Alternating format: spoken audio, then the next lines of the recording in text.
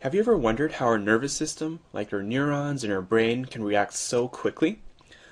Well, the reason is because of ligand-gated ion channels. Ligand-gated ion channels are one type of major membrane receptors. The three categories are ligand-gated ion channels, G-protein coupled receptors, and lastly enzyme-linked receptors.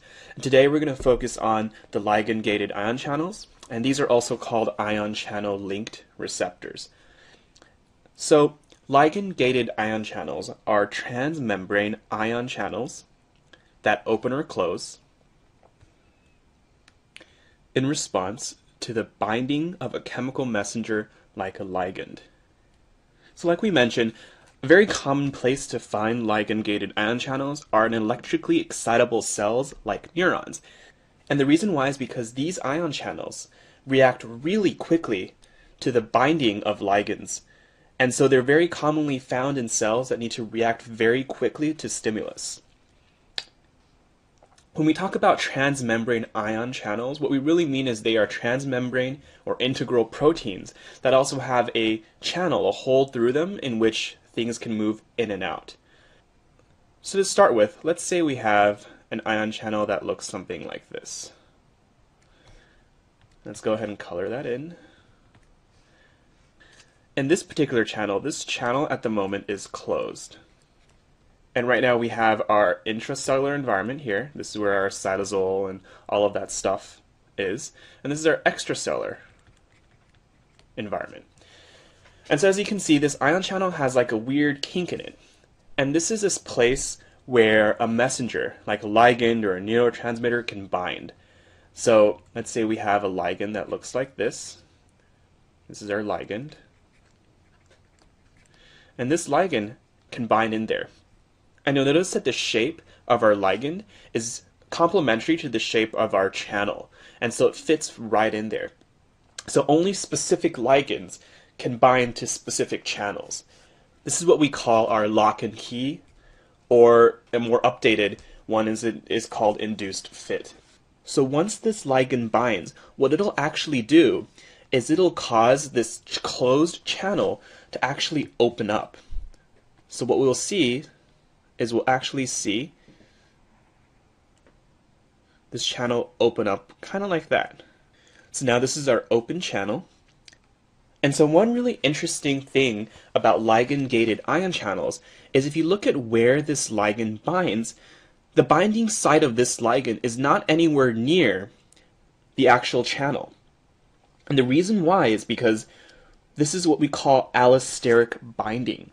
And so the ligand binds to what we call an allosteric site. This is a place that's away from the ion channel. But what happens is once the ligand binds, it can control the opening and closing of the ion channel by altering the protein conformation of the entire protein. So once it binds, a channel opens in a different place, and the ion permeability of the entire plasma membrane can quickly change. Remember, this is not just one thing happening. When these ligands are binding, there are many of these channels scattered throughout these cell membranes. So all of these are opening and closing all at once. So once this channel opens, it'll let ions like potassium, sodium, chlorine, or calcium being the most common, move through the open channel. And so once these ions are moving in and out, this will cause a change in the electrical properties of a cell. In other words, you'll convert this extracellular ligand signal into an intracellular electrical signal. And so once these ions move in, or they can also move out, you'll have an intracellular electrical response, electrical signal happen inside the cell. Okay? So there are two things I'd like to note real quick. The first is that the allosteric binding site of a ligand, so this area that is complementary to the ligand, can be intracellular, it can be inside the cell, but that's considered pretty rare. Why might that be?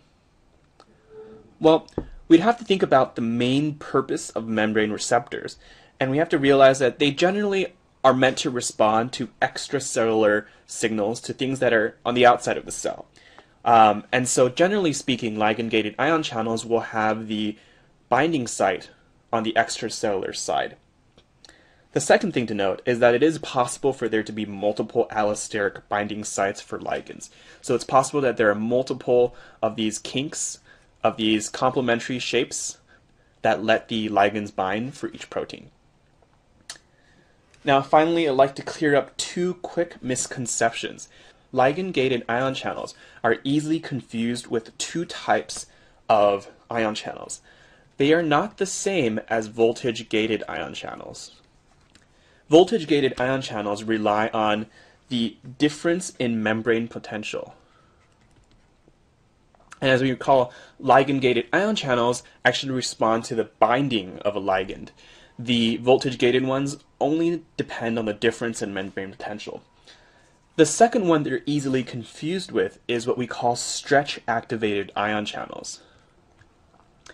Now, as the name implies, stretch-activated ion channels depend on what we call the deformation of the cell membrane, or the cell membrane stretching and being pushed and being stressed. So in summary, ligand-gated ion channels are one type of membrane receptors. They are transmembrane ion channels that open or close in response to the binding of a chemical signal like a ligand.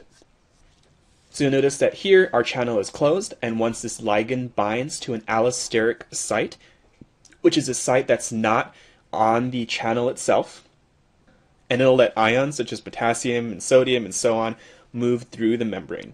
This will actually cause an intracellular electrical signal. So we have one outside ligand, and this will allow us to have an intracellular electrical signal. And this will actually tell the cell to do something. And ligand-gated ion channels are not to be confused with voltage-gated channels, which only rely on a difference in membrane potential, and they are not to be confused with stretch-activated ion channels, which are affected by deformation of the cell membrane.